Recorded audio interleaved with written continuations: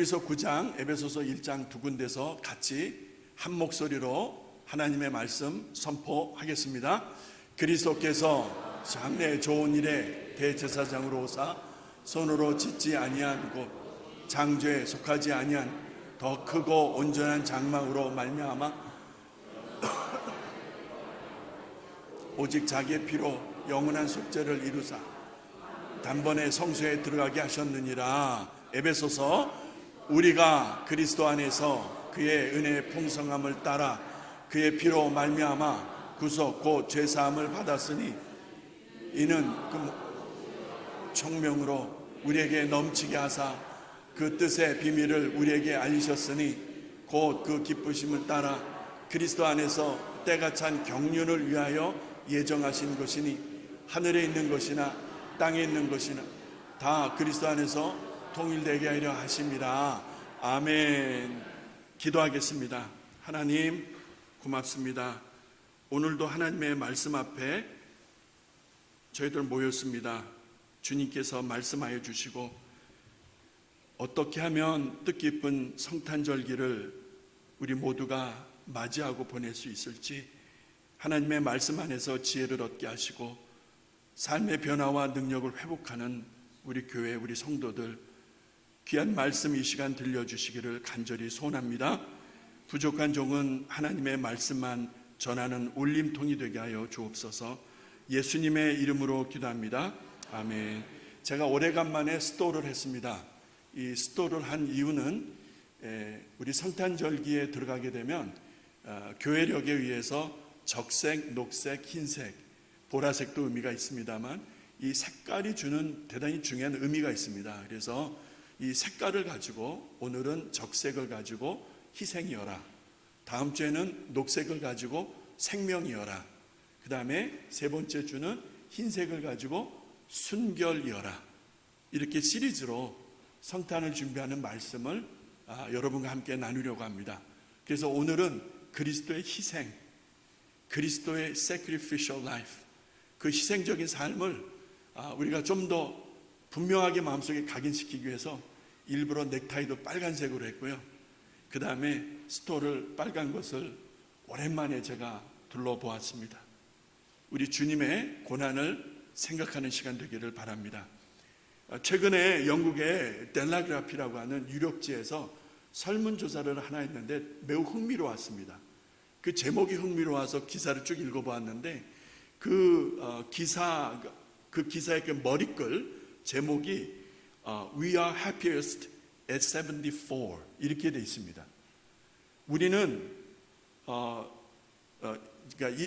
77살, 74살에 정말 제일 행복합니다, 이런 제목이에요.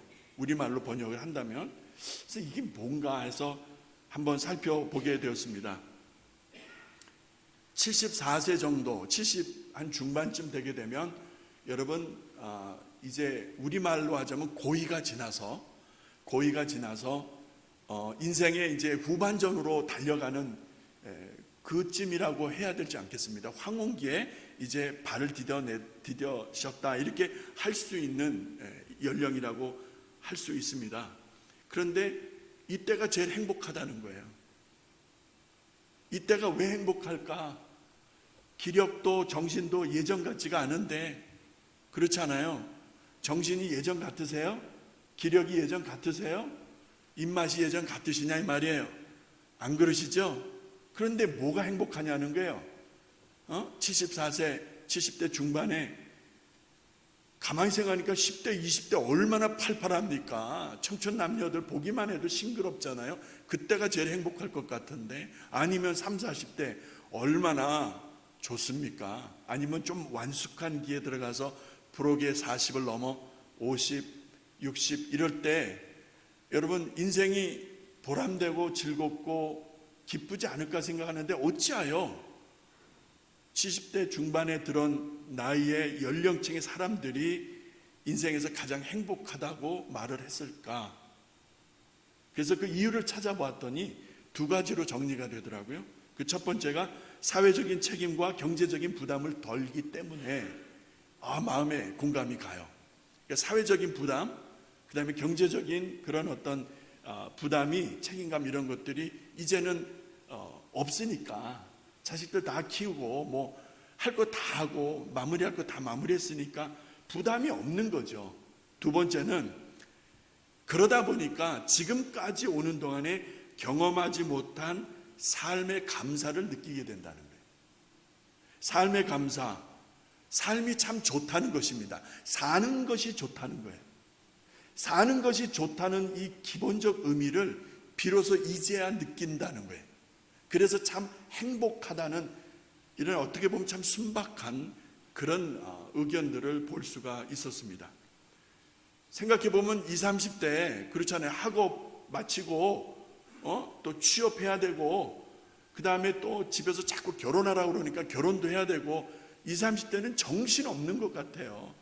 청춘 활기가 있지만 정말 해야 될 게 많잖아. 40, 50대쯤 가게 되면 먹고 살아야 되니까 날마다 전쟁터니까 어떻게든지 서바이브를 해야 되잖아. 그러다 보니까 5, 60대 금방 가는 거예요. 그래서 어느 날 보니까 60이 넘어서 이제 은퇴를 해야 되는 거예요. 이렇게 훌쩍 지나버린 나의 삶을 돌아보다가 70 어느 중반쯤에 이르러서야 삶이 참 좋다는 것, 삶이 참 복되다는 것을 비로소 깨달으며 행복하다라고 하는 이 마음이, 여러분 아직 제가 그 나이는 안 됐지만 마음에 이렇게 와 닿는 것 같아요. 오늘 이 자리에 계신 우리 성도님들 중에 74세나 그 이상 되신 분들이 더 많은데 여러분에게 질문을 드려봅니다. 이 기사와 같이 여러분 행복하십니까? 할렐루야, 아멘 이렇게 하신 분은 누구야? 진짜 행복하신가 봐. 여러분 정말 우리가 행복할까? 내가 행복한 인생인가? 행복이 뭐지? 있어야 되는 게 있어서 행복이라면 없으면 불행한 거 아니에요, 그죠? 근데 없어도 행복한 사람이 있는데, 그러니까 꼭 있어야지만 행복한 게 아니더라고요. 없어도 행복한 거야. 그러면 행복이 뭘까? 여러분과 제가 조심스럽게 한 번 더 정의를 내려볼 필요가 있습니다. 우리 중에 누가 행복할까? 모두가 다 행복하기를 바라지만 그 행복이 무엇일까 생각하다가 문득 제 마음속에 하나님은 행복하실까? 이 생각을 한 거예요. 하나님은 전지전능하신데, 하나님 God is Almighty, 하나님은 정말, 하나님 앞에 누가 대적하겠습니까? 하나님은 완전하시고 완벽하시고 회전하는 그림자도 없으실 만큼 거룩하시고, 그죠? 모든 것을 다 소유하신 분이신데, 제가 감히 한번 생각을 던져본 거예요. 하나님도 행복하실까? 라는 생각입니다. 여러분 어떻게 생각하십니까? 하나님 행복하실까요? 만약에 그 질문을 던진다면 조금 더 구체적으로 이렇게 접근해 볼 필요가 있을 것 같아요. 하나님은 언제 행복하실까? 또 하나님은 왜 행복해 하실까? 우리의 행복을 생각하다가 저는 그렇게 하나님의 입장에서 하나님은 언제 행복하실까? 하나님은 행복을 필요로 하실까? 뭐 이런저런 어린아이 같은 생각을 좀 하게 되었습니다.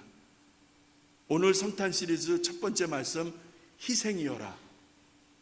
이 말씀에서 하나님이 언제, 왜, 어떻게 행복해 하시는지를 여러분과 제가 만나보려고 하는 거예요. 하나님은 이때 행복해 하세요. 하나님은 이럴 때 진짜 기뻐하신다 이 말이요. 그걸 아신다면 여러분 우리가 그렇게 살아가야 하지 않겠습니까? 왜? 아버지가, 하나님이 기뻐하신다는 걸 알았으니까. 그래서 오늘 말씀 히브리서 9장과 그 다음에 에베소서 1장의 본문을 여러분과 함께 선포한 것입니다. 이 두 말씀에서 공통적인 게 나와요. 뭔지 아세요? 여러분 느끼셨을 거예요. 히브리서 9장 12절에 자기 피로, 에베소서 1장 7절에 자기 피로 이렇게 나와 있습니다. 자기 피로. 그래서 어땠다는 거야? 보니까 속죄를 이루고 성소에 들어가게 하셨다, 죄사함을 받게 하시고 그리스도 안에서 통일되게 하셨다. 자, 이건 결과입니다. 원인은 뭐예요? 그의 피로. 그의 피가 무슨 피냐 말이에요. 누구의 피냐 말이에요. 바로 십자가에 높이 달리신 예수 그리스도의 피. 그 피가 속죄를 이루셨다. 죄를 용서하시게 되었다. 우리의 죄를 사하시게 되었다. 그리고 성소에 들어가게 하셨다. 대단히 중요한 의미가 나옵니다. 이제 그림을 보시면서 조금 더 이해를 돕겠습니다. 여러분 이거 아시죠? 이스라엘 백성들이 출애굽해서 광야 생활로 들어왔을 때 하나님이 성막을 짓게 하셨어요. 성막이 뭐죠?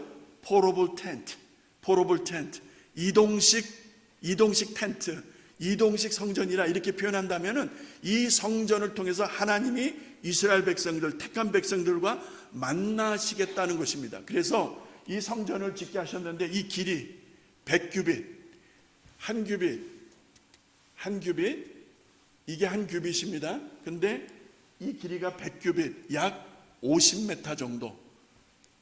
여기는 한 20, 그 반이니까. 그래서 미터로 하자면은 한 22.5 정도 미터 해서 이 성막을 짓게 하셨어요. 이 앞에 칼라 있는 것은 이제 문이죠. 문, 동쪽으로 난 문. 문으로 들어가면 여러분 보시는 대로 불이 타죠. 저게 번제단이에요. 그래서 짐승을 가지고 오면 제사장들이 다 점검합니다. 하나님 앞에 드릴 수 있는 것인지 드릴 수 없는 것인지, 저는 것인지 병든 것인지, 흠이 있고 티가 있는 것인지를 본다 이 말이요. 점검해서 온전한 것, 거룩한 것에 흠이 없는 것을 하나님 앞에 번제로 드리는 것이죠. 그 뒤에 둥그런 게 있어요. 물두멍, 깨끗이 닦는 것이죠. 왜 닦아야 돼요? 그 안에 성소로 들어가기 위해서. 성소가 뭐죠? 성소가 뭐예요? 우리가 하나님 앞으로 나아가는 장소라고 한다면 굳이 교회라고 한번 표현해 보십시다. 교회 안으로 들어가기 위해서 우리가 깨끗하게 씻어야 된다는 의미가 있어요. 뭐 세례라고 표현하는 분들도 있지만은 여러분 대충 참고하시기 바랍니다. 우리가 깨끗하지 않으면은, 씻음을 받지 않으면은 주의 전으로 들어갈 수가 없다라는 의미가 될 거예요. 자, 다른 그림 하나 있죠. 저 성소를 단면에서 본 것입니다. 성소를 단면에서 보면은 이렇게 들어와요. 이쪽에서. 그러면은 여러분 보는데 떡상, 가운데 향단, 그 다음에 촛대. 그래서 여기는 12지파를 의미하는 12조각의 떡이 6개를 해서 쌓여 있고요. 제사장들이 먹습니다. 나중에 여기는 향, 그리고 여기는 순전한 기름으로 부은 이 촛대라고 하지만은 그 기름으로 태우는 불. 그래서 창문이 없으니까 항상 불이 켜져 있어야 안이 환하죠.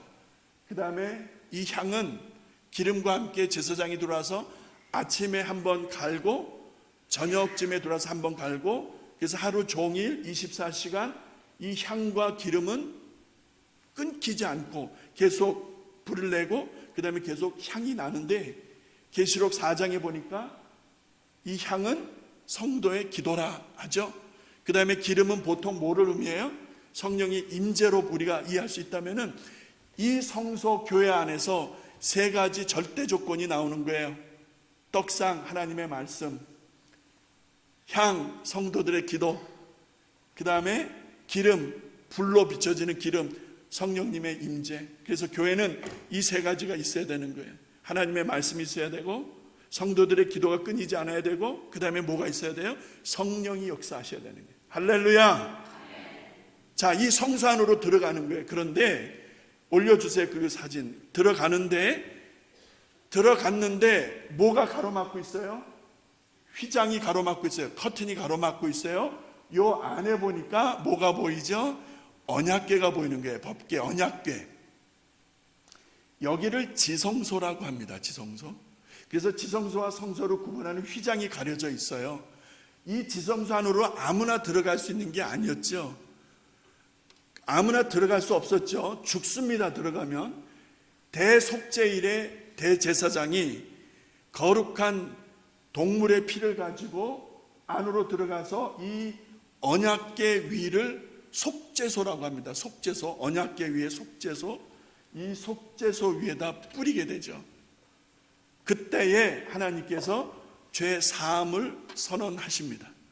백성의 죄, 나의 죄, 우리의 허물을 용서하신다 이 말입니다. 언제? 그 정한 짐승의 피가 속죄소에 뿌려질 때에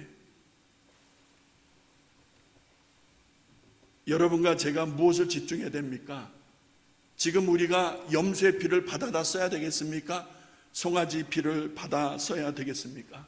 이 지성소 안에는 여러분이 아시는 대로 계명을 받은 돌판이 있고요, 그죠?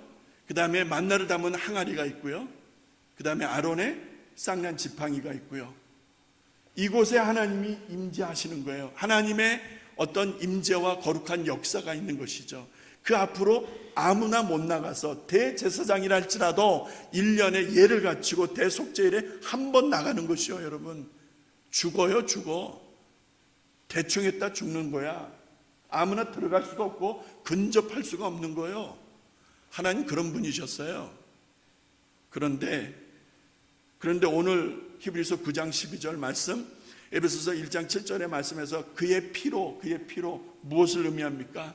그의 피가 누구의 피라고요? 예수 그리스도의 피. 그 피가 어떤 역사를 가져왔는가? 예수님이 십자가에 높이 달리셨잖아. 그리고 그 물과 피를 다 쏟아 놓으실 때 일어났던 현상이 뭐죠? 이 휘장이, 이 가림막이 위에서 아래로 찢어지죠. 아래에서 위로 사람이 찢은 것이 아니라 이 휘장, 가림막이 위에서 아래로 찢어지는데 그것을 어찌 이해하면 되겠습니까? 하나님이 찢어버리신 거죠. 할렐루야! 할렐루야! 하나님이 찢어버리셨다 이 말이요. 이거 집중하셔야 돼요. 하나님이 찢어버리신 거야. 아무나 들어오지 못하는 거룩한 하나님의 처소를, 그렇게 구분하고 있었던 그 휘장을 그리스도 예수가 십자가에서 피를 다 쏟아 놓으실 때에 하나님이 그 성소의 휘장을 찢어버리신 거예요. 찢어버리신 거예요. 어떤 마음이셨을까? 하나님이 그걸 찢으셨을 때 어떤 마음이셨을까? 왜 찢으셨을까? 예? 왜 찢으셨을까? 히브리서 9장 11, 12절에 중요한 것만 픽업합니다. 그리스도께서 대제사장으로 오사 영원한 속죄를 이루시고 성소에 들어가게 하셨다. 이 말씀이 나오는데 기가 막힌 말씀이에요. 왜 기가 막힌 말씀이에요? 십자가에서 죽는 예수가 대제사장이래요. 대제사장 아까 보셨죠? 휘장 앞에 있는 그 한 사람, 대제사장. 그가 대제사장으로 오사 진노하시는 하나님과 죄에 빠진 인간 사이의 중보자로 계시는 예수 그리스도. 그가 어떻게 해요? 자기의 피로, 그의 피로 어떻게 하셨다? 영원한 속죄를 이루셨다라는 표현이 12절에 나와요. Eternal redemption. Eternal. 무슨 말이죠? 단번에 once for all. 단번에 모두를 전체를. 그러니까 예수 그리스도의 그 피가 송아지나 염소의 피를 더 요구하는 것이 아니라 예수 그리스도의 이 피 한 번으로 끝냈다는 거예요. 다시는 어떤 희생제물도 필요치 않는 하나님의 완벽한 보상, 하나님의 완전한 속죄가 이루어지는 것을 우리는 예수 그리스도의 십자가, 그의 흘리신 피를 통해서 확인하게 되어집니다. 대제사장 그 사진 한번 올려주실래요? 대제사장들이 보통 입는 옷, 이런 비슷한 옷들 많이 보실 거예요. 뭐 위에 쓰는 거, 앞에 흉패 같은 거, 이 흉패는 12조각, 색깔이 다 다르죠. 12지파를 의미하죠. 이렇게 해서 제사장이 하나님 앞에 그냥 나갈 수 없었어요. 복장서부터 갖춰야 되는 게 많이 있었어요. 우리 주 예수 그리스도께서 대제사장으로 오사 죄에 빠진 인생들을 살리시기 위해서 진노하시는 하나님을 바라보면서 그가 그의 피를 쏟아 놓으셨다라고 오늘 본문을 통해서 다시 한번 강조를 해주시는데요. 다른 것이 더 필요하지 않다라는 말씀입니다. 다른 것이 더는 필요치 않다. 예수 그리스도의 피가 나를 용서하셨다. 믿으시면 아멘 하십시다. 우리를 회복하셨다. 믿으시면 아멘 하십시다. 우리를 회복하시고 나를 용서하시는 것은 예수 그리스도의 피밖에는 없는 거예요. 만약에 우리의 수고가 필요했다면, 나의 노력이 필요했다면 다들 목사가 되고 장로 되셔야죠. 전혀 그런 것과는 상관이 없다니까. 전혀 직분과는 상관이 없다니까. 하나님이 받으실 만한 수고와 헌신이 있느냐, 이게 중요하다는 거예요. 그의 피가 영원한 속죄를 이루셨다는 이 사실이 얼마나 감사한지 모르겠어요. 할렐루야. 여러분과 제가 얼마나 부족합니까? 첫사람 아담이, 첫사람의 그 불순종이 가져온 결과가 너무 참담하잖아요. 한 사람의 불순이 너무나 큰 피해를 가져왔잖아요. 하나님의 창조의 질서가 깨어졌다, 이렇게 표현하면 정확할 것 같아요. 예? 맞죠? 하나님의 창조의 질서, 하나님의 말씀으로 창세기 1장 3절부터 시작되어진 그 하나님의 심오한 창조의 질서, 얼마나 아름답습니까? 하나님이 보실 때도 아름답다 하셨을 만큼 하나님의 창조는 완벽했는데, 사람의 불순종이 가져온 결과는 그 창조의 질서를 파괴하는 데 있었던 거예요. 그래서 어둠이 들어오고, 무질서가 들어오고, 반목이 들어오고, 미움이 들어오고, 비판이 들어오고, 정죄가 들어오고, 이게 끊임없는 거예요. 끊임없는 거예요.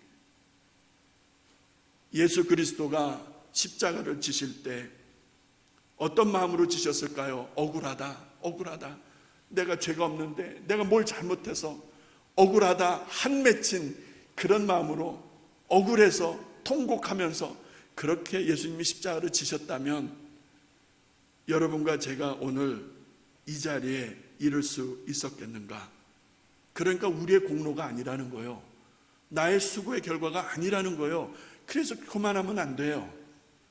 교만하면 안 돼요. 수고 좀 했어서, 우리가 좀 노력을 했어서, 그래서 하나님 앞에 우리는 조금이라도 그런 마음을 가져서는 안 됩니다. 성탄 시리즈 첫 번째 희생이여라, 이 말씀 준비하면서 저는 우리 주 예수 그리스도의 고난, 그가 달리신, 십자가에 달리신 그 처참하게 깨어진 모습, 그리고 그가 다 쏟아놓으신 물과 피를 우리가 생각지 아니한다면 우리는 성탄을 맞이할 자격이 없다라는 것이죠. 성탄은 그리스도의 희생과 그리스도의 죽음과 그의 피가 우리 마음속에, 여러분의 마음속에, 우리의 삶 속에 역사해야 되는 것입니다. 성탄은 주님의 희생으로 준비되어진 하나님의 역사라고 믿습니다. 성탄은 그리스도 예수가 흘린 보혈에 기초한 하나님의 놀라운 은혜의 시간이라고 믿습니다. 이 희생이 하나님의 사랑이라고 요한복음 3장 16절에서 말씀하는 거예요. 우리 다 같이 한번 요한복음 3장 16절 선포합니다. 하나님이 세상을 이처럼 사랑하사 독생자를 주셨으니 이는 저를 믿는 자마다 멸망치 않고 영생을 얻게 하려 하심이니라. 할렐루야. 그의 피가 나를 살리셨어요. 그의 피가 우리를 회복하셨어요. 그것을 알고 그것을 감사하는 것이 이 절기에 여러분과 제가 가져야 될 마음이고 삶의 태도라고 믿습니다. 주님 감사합니다. 주님 고맙습니다. 우리 같이 기도하겠습니다. 이 시간 잠시 기도합니다.